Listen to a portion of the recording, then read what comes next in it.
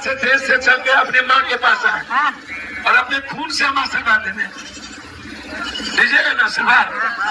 बेटी दीजिएगा ना? ओ बिटिया दीजिएगा ना? अब जोर से नहीं बोलिएगा तो नहीं दीजिएगा ना आशीर्वाद? नहीं देंगे, हम लोग बीजेपी में देंगे। बीजेपी में देंगे। बीजेपी में? हाँ। क्यों बेटा?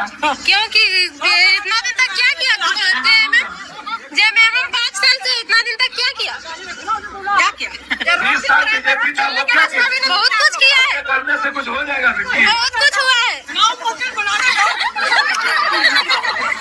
घटना झारखंड की है।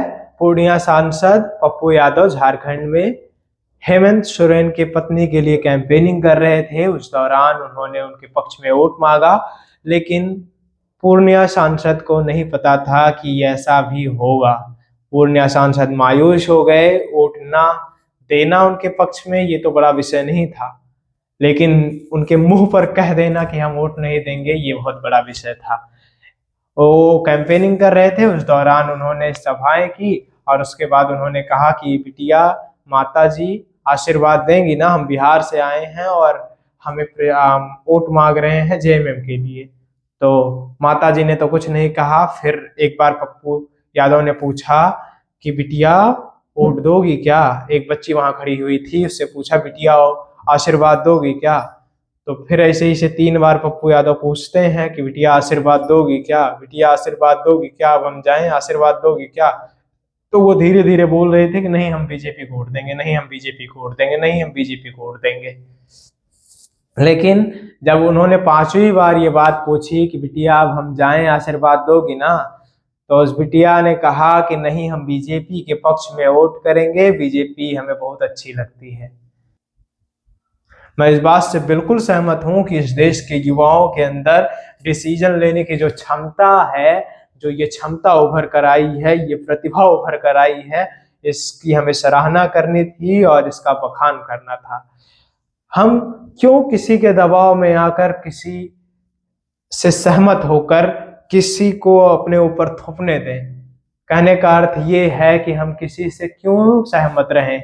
जब हमें विरोध करना है तो हम खुले मंच पर खुलेआम क्यों नहीं कर सकते? और वो प्रतिभा इस बिटिया में थी। उसने डायरेक्ट कहा नहीं हम बीजेपी को वोट देंगे, एकदम कट टू कट। और पप्पू यादव मायूस हो गए। फिर उन्होंने कहा बीजेपी ने किया क्या है? तो उस बच्ची ने पूछा जेएमएम ने क्या किया है? फिर पप्पू यादव ने पूछा कि 20 साल बीजेपी सत्ता में रही, कुछ नहीं की थी? तो बोली कि जेएमएम भी सत्ता में थी, कुछ नहीं की थी। इसके बाद पप्पू यादव वहां से मायूस होकर चले गए, कैंपेनिंग करना बंद कर दिए। ये पूरी घटना पूर्णिया सांसद पप्पू यादव के साथ हुई। और पप्पू यादव वही पप्पू यादव हैं जो निर्दलीय पूर्णिया से सांसद थे।